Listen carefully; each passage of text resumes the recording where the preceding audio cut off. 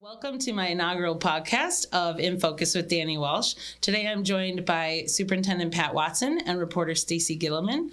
And I wanted to welcome them today to talk about COVID and the report card that we have in our schools and the community in general.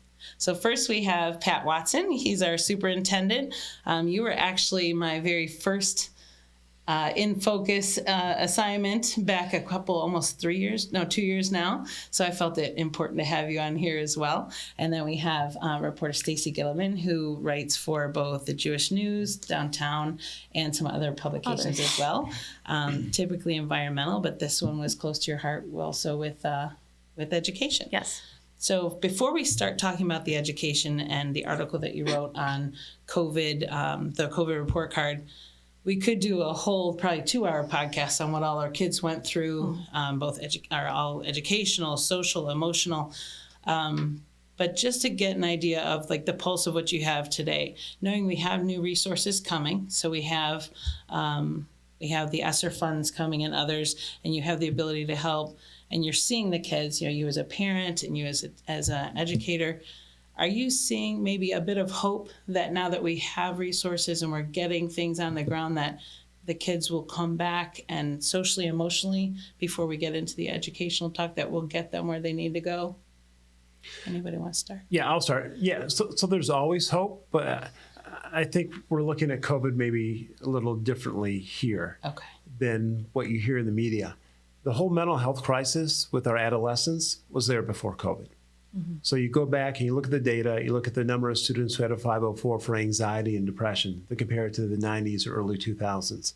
We see a dramatic increase.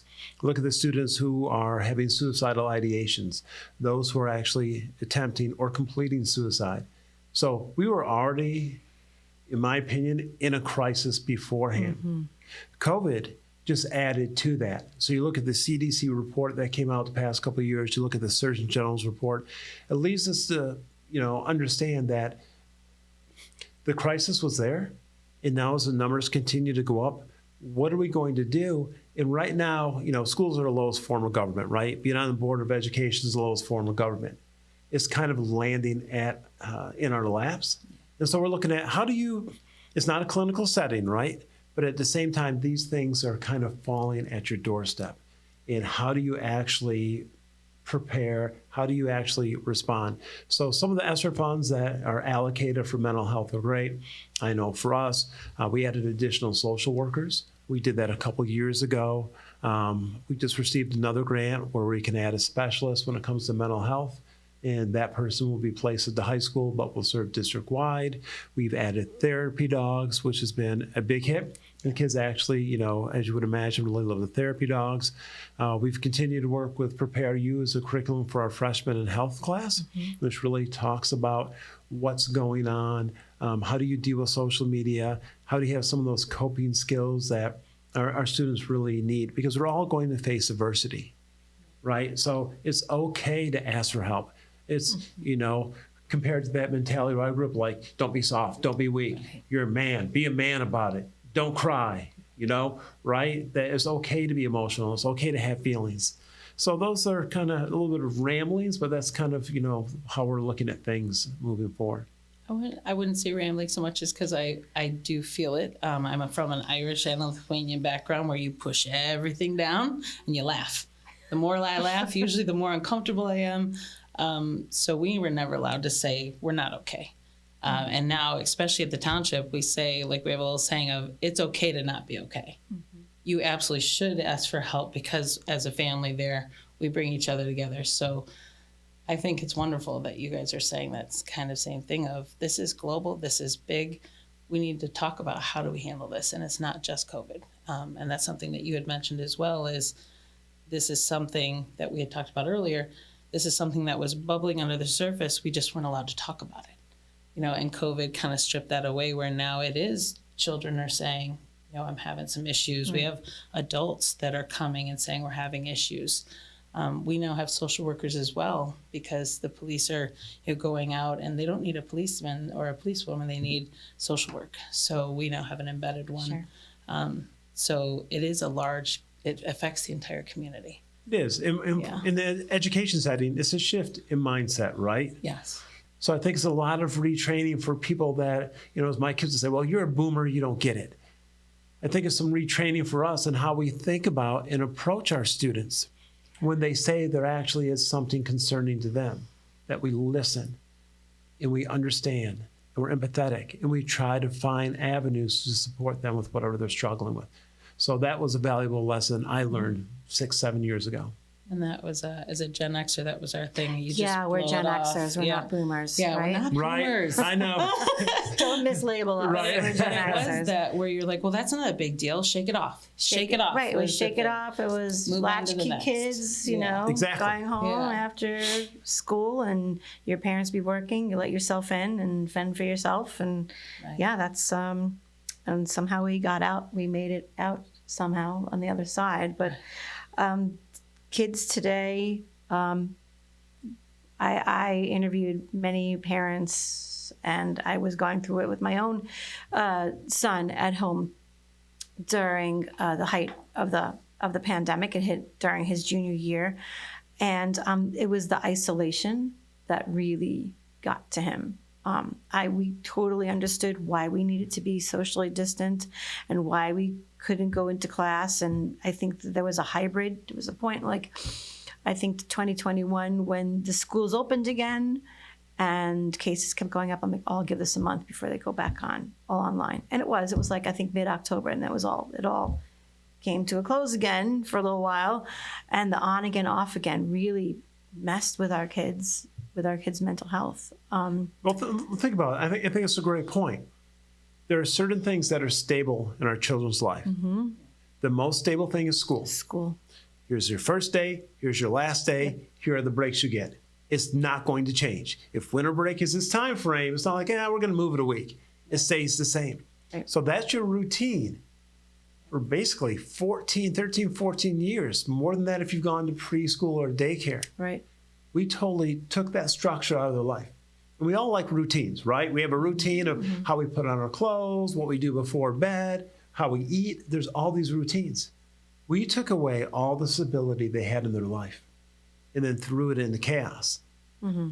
Then you can't expect them to come back and be the way they were when they haven't had that ability to socialize. I did speak to a middle school teacher at West Bloomfield for this article, and she said that her kids, and again, with the high numbers of kids in her class, she couldn't hold the hand of that one kid who needed that extra attention. She couldn't even say, okay, turn to page 30 and we're looking at paragraph 2. And they're like, what?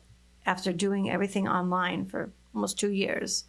And then I had another, that middle school teacher said, okay, my 6th and 7th graders, maybe by the time they get to the 9th grade, they're going to be okay. But it's going to take a couple of years of whatever normal school is now to get to that point where they can sit in a classroom for some of them. Another parent that I spoke to said that the pandemic happened when the son was reaching, I guess, the end of the 8th grade, and now their kid was a junior. And the kids felt like in order to catch up, he said, the way he described it was, I feel like I'm drinking out of a fire hose, that all the information is coming so fast. So I really think that we need to give our kids those mental health tools as part of the education, those coping skills, because stress and anxiety and depression are sometimes unavoidable, but we need to give them the tools so they could feel successful. So it's just really important to get that mental health component and for kids to know that it's okay to say, I'm not okay. And it's so important, I think, for kids to advocate. That's what my son has learned, because he had some challenges. He has finally learned, now that he's 19, how to advocate for himself and ask for help. And that's something that a tool that he was lacking when he was in middle school and high school. So, And it's good that you had already started bringing some of these in with social workers and therapy aides, and with the ESSER funding that you had written in your article about, which I know we're always big on the acronyms, but I had to even look it up because I'd never heard of it before. So I believe it's elementary and secondary school relief. Is that what it is? Yeah, the goal is to support schools some additional revenue to help with learning loss due to the impact that COVID is having on our students. Okay. And how much did the state get? The state got almost $8 billion, and you can look. You can go to covid/relief/data.ed.gov, and you can find out for yourself or the public, if you want to do some digging, about every school district, what every school district got, how much percentage that school district has already drawn down. So as of November 30th, and I checked, the state of Michigan has already spent 38.3% of their allocated funding, and they have until September 2025, I think, to draw it all down. So that the first chunk of that money was given right away in March 2020. That was $13.2 billion to give to schools immediately for emergency PPE equipment, to ready your schools for safe learning, distance learning. It was also, I think at that point, there was emergency funding for school, for meals, I believe, at that point. And then in 2021, ESSER 2 came along with $54.3 billion. And then in March of 2021, ESSER received $1.9 trillion. That's historically the largest infusion of money from the federal government that has ever gone to education. And included in that is $1.22 billion in ESSER funding. And education experts that I spoke to for this article from Wayne State, University of Michigan, MSU said the best way to spend this money is to spend it slowly and wisely. Don't spend on more technology and screen time. That's like, I had a psychology professor from the University of Michigan say the last thing that these kids need is more screen time. And then unless there is a technology gap, of course, in these schools. Part of the ESSER funding was given to schools that are underserved. Thank goodness Bloomfield Schools is in a better position, of course, than schools in Detroit, which got a much larger package of ESSER funding to bridge that technology gap, which puts some kids at such a disadvantage when schools shut down. But what the experts say is that the most important thing, and I think also this could touch on the mental health piece, is small, meaningful, in-person, small group tutoring. So where that one tutor who is trained and qualified and not necessarily a teacher, because the teachers that I spoke to, they don't want to work any more than they're already so overworked, burned out. So the challenge is to find and train these tutors. They're not just going to drop out of the sky. They need to be trained. They need to be hired. There needs to be, the funding to allocate for their salaries on a long-term basis. I don't know. But that group tutoring is really the component that state and federal experts say is the best way to catch our kids up. Great. And then how much of all of that did Bloomfield Hills get? So we received about $6.5 million total, which is roughly 5% of our annual budget. So very, very grateful for that. But there, are other districts who needed more, all the way up to about $1.25 billion, which is well over their overall operating budget. Right. As a state, we're underfunded. And, we're about 27th to 29th each year in how much we spend on our students and what we invest in our students. And so I know the governor's proposal that came out today is looking to increase some of the funding. And our kids need it. We really need to invest in our students. And to your point, yeah, it's going to be difficult to find people that are interested in tutoring. And not only do they need to be qualified, one of the most important things, and we don't talk about this enough, is that relationship with the student. Think back to your time in elementary school. If you love that teacher, you did absolutely everything you could to work hard, to make that teacher proud of you. Absolutely. That connection piece, kids don't learn from people they don't like. And I don't know if we can actually teach personality. And so I think back to the early 90s when I sat at a job fair for over 4 hours to get an interview in the Oakland County School District, to my experience 4 years ago at Michigan State, where I sat there as an Oakland County School District and went an hour and a half without anyone coming to my table. And that's where we're at, right? What it looks like, as you know, my son's a teacher, so what it looks like for my son as a third-year teacher is much different than what it looked like for me coming in. So we really do have a problem there that needs to be, looked at. Finances, I'm sure, are part of it. And everyone's like, well, just pay them more. Well, we're not a for-profit business. I can't say, okay, we're going to pay, tutors were $15, now we're going to pay them $25 an hour, and we'll just raise the price for parents, and that will offset it. That's not how it works. Right. So we're trying to be creative with that as well, as far as getting the students what they need. And each student is so different, right? This idea that school's 180 days and 1,098 hours, and that this magic's going to happen for every single student at that time frame is ridiculous. So as we move forward, we need to look at the model of how we educate, where we educate, right? We operate a farm and nature center. Some of our students potentially would rather spend their day there. Maybe they'd rather work online and be in that type of setting. And then you both touched on the tutors and the teachers. And teachers are a big deal in my family. My cousins, my aunt, my sister, lots of teaching. Money isn't why some of them are leaving right now. It's technically they're going through some mental health crisis. They were asked to do some out-of-the-box things that we expect resilience from our children and our teachers that we don't expect from ourselves sometimes. Yes. And how do you combat are any of these funds allowed to be used for mental health of the teachers and the support staff that sometimes were spoken to in a way that it disgusted me when you would see some of that. I do believe that there was room in there for teacher training, for ESSER funding. The thing about ESSER funding that I learned from writing this article is there's very little oversight. School districts kind of had laissez-faire of the way they want to spend this money because it didn't want to be top down, like you need to spend it on this and this. Every school district is different. Every school district has different needs.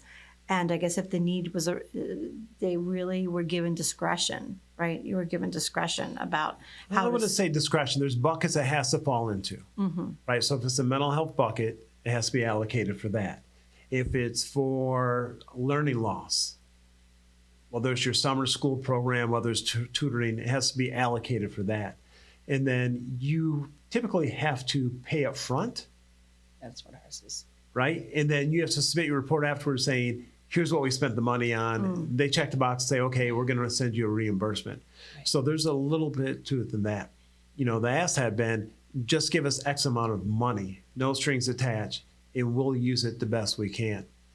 So we've tried to, with our teaching staff, we offered a retention bonus as well, because we know so many people were long in their career and looking to leave. So for the money that you did receive at Bloomfield Hills District, what are some of the things that you've already spent on, maybe how much and what you've put on to, and also any ideas that you're going with forward that you're planning on spending the money on? And I know you're probably like us where for ARPA, some people wanted us to rush into it. Oh, you got $4 million, spend it right now.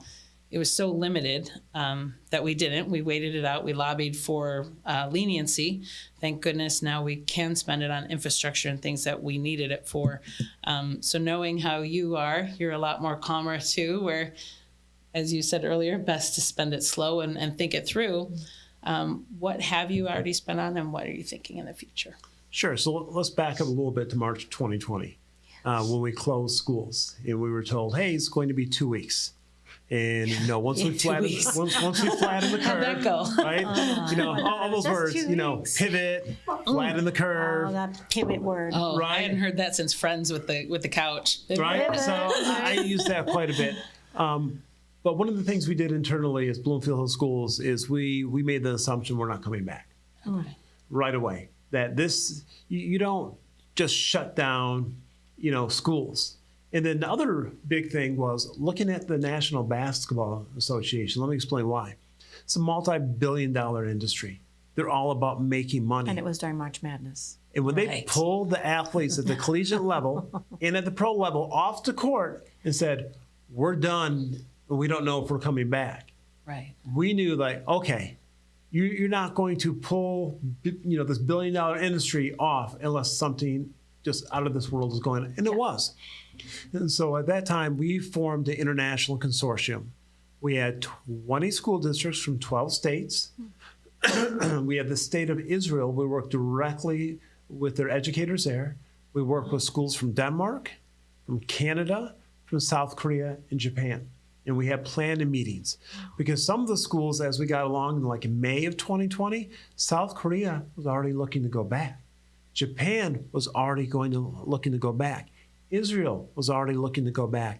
They were ahead of the curve. And one of the things they were talking about doing, especially the schools in Copenhagen, Denmark, was we can't do everything, but we're going to focus on math in ELA. That's going to be our big focus. And so as we prepared and we closed and we continued to work for that following fall, that was our focus. It was on math and ELA. As a former history teacher, it kind of broke my heart because I think history is really important, but you can catch up. We can catch you up a little bit on science. We can catch you up on PE. Maybe we can even catch you up on music. But if you're behind in math and ELA, especially the way math is now, you have to be able to decode the text to understand what the math question is. It's just not a sheet of paper with all your problems. So some of the things we spent it on, we hired a director of health and wellness for a year. So that as we were coming back, we needed a professional on staff that knew what we could do, what we couldn't do, that was always looking at the safety aspect. We hired a school district nurse. We didn't have a nurse for the school district until that time. And she helped with those safety protocols. We brought in all kinds of PPE and air purifiers. We had done a little research, and there's a magazine called Physics of Fluid. And they had actually had this great presentation on what masks do what. So, and I know there's controversy about whether you should or shouldn't wear it. I'm not here to debate the controversy, but it was evident by the research that KN94s, N95 masks were superior. So we used PPE money to buy a lot of those, or the surgical ones, which were more expensive than the cloth ones, right? We spent money on having smaller class sizes.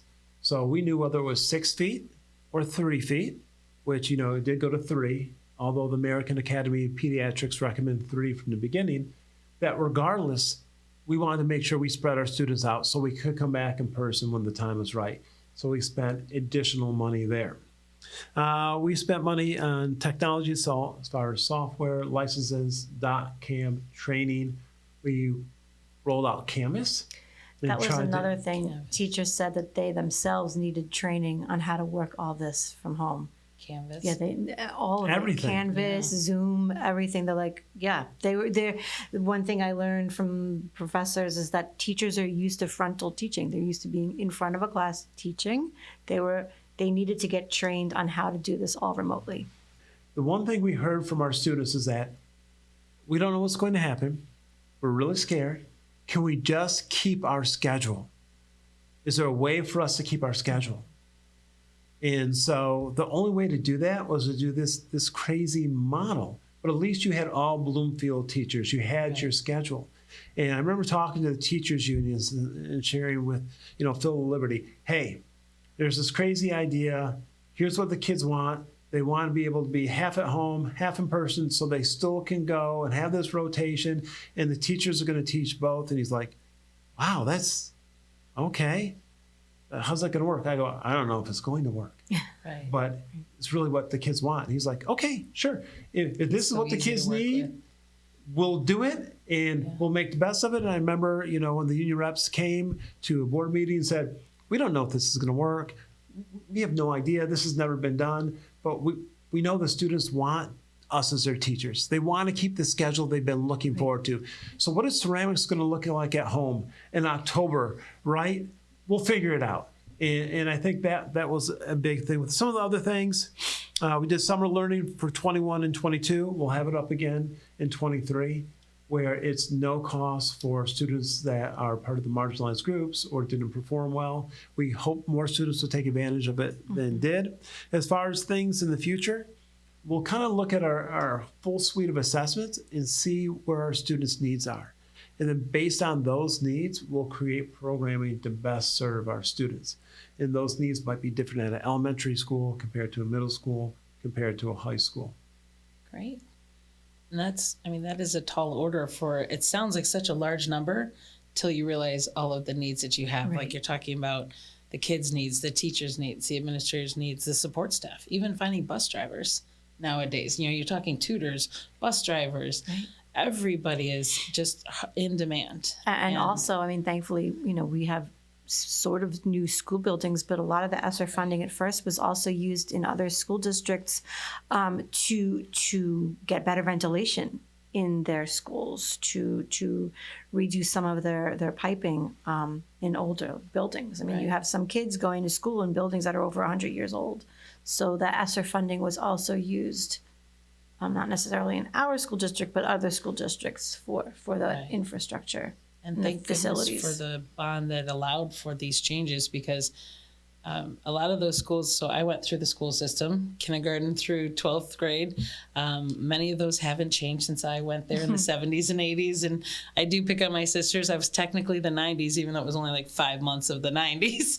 But a lot of them had never changed. So even technology-wise, you couldn't do the same things that some of these newer schools could do. And now with the bond that, first of all, the parents that got together to help with getting that bond, the administration and the residents that paid for it, or that agreed to it, that is a game changer for us, so that you could spread kids out more. Because think about those older, smaller classrooms. That will be amazing when those are done. And you'll be even more ready for, God forbid, something to ever happen, which we hope it never does. But you're laying the groundwork. The bond work's still going on. Yeah. That's definitely been helpful. Yeah. But we're also a community that doesn't pass a lot of bonds. Right. So if you look at all of our neighbors in the past 30 years, they passed millions upon millions upon millions upon millions upon millions of bonds. So even though we're going to have 2 very state-of-the-art middle schools, all of our schools aren't going to look like our neighbor schools with what's been allotted, especially with the rising inflation costs of everything else. As we're moving forward, talking about the mental health piece, we're really trying to have that focus on experiential learning. And how do we get students up and moving, having conversations, engaging, and trying to solve around a problem, which is what the workforce wants, right? Right. This is what I'm hearing from our business leaders in this community who own literally billion-dollar corporations. Yes. Pat, we don't want to hire people and give them a task and they say, well, how do I start? What do I do? What do you want the end product to be? That's your job. Right. I gave you the problem. Solvers, Bring me back 5 potential solutions and tell me why all 5 are great and which one we should implement. And I'll see you in 48 hours. Right? Those are the opportunities that, we want to look at. So again, having the money is great. It is such a small portion of our actual budget. Right. There was some misunderstanding in the community, like, you have more money than ever. Right. This school got $1.25 billion. So what did you get, $300 million? Right. No, we're grateful for the 6. Right. We run into that with our ARPA. Everybody thinks, they didn't do it. I don't know how they did the ESSER funding with ARPA. They didn't do it on need-based or anything other than cities. Cities got it they didn't know what a township was. So then it was, townships over 50,000. We only got, in a township of 45,000 people who actually have more departments than most cities do because of our services, we got $4 million. Yet you have a city of less than 10,000 people, they got $30 million. Right. So the way that funding is given, when people hear how much is given to other areas, they assume Bloomfield Township or Bloomfield Hills School District would be getting at the top level. And it's not usually that way. Right. And money doesn't solve mental health problems. Right. Right. It helps with resources, but it doesn't solve it. It really doesn't. And so it'll be really interesting to see how, as school districts throughout the country, we really try to refocus and have that balance of supporting our students and the pressure. I sound like an older person now. The pressure, I think, is much higher than it was for me growing up in the 70s and 80s. Oh, yes. And the competition is much different. And we shouldn't lose this opportunity to talk about social media and the mental health impact that's having. Right. Right? When I talk to a student, well, what's the matter? Well, I was looking at, Snapchat, and all my friends said that they couldn't do anything Friday night, and they all went out with each other. And why did they That lie feeling to of me? left out, the feeling of FOMO. left out. It continues into adulthood. It does, right? It does. You two are amazing with your information. Thank you for bringing this to the pleasure. forefront of highlighting the township, Thank you or for sorry, having me. the Bloomfield Hills School District as well, in doing so well, that nationwide and in Michigan, as others maybe had more struggles and weren't able to accommodate with the focus of math and ELA that you had discussed, your numbers went up and you're focused on the mental health part. It's not like you see that if you have this rating, that means you're perfect. Or if you have this rating, everything's great. You see the whole picture. And that makes me, as a community member, know that you're the one with the right heart in the right spot, because your administration sees that it's more than just rankings, and it's great that we're getting good rankings, but you need to educate the whole part of the child. So Right. thank you for that. That is appreciative for me. And thank you for doing your article and Oh, it was a highlighting pleasure. this. Thank you. It was Thank you really for interesting too to hear all reading the it different and- areas, yeah, thank you. all the 5 that you covered. So you. thank you, and we'll have you guys on another time. Sounds Thanks, good. Danny. So thank you everyone for joining, and this again was the very first podcast, so thank you so much for tolerating my not being used to this, and I promise I'll get better for the next one. But thank you so much and have a great day.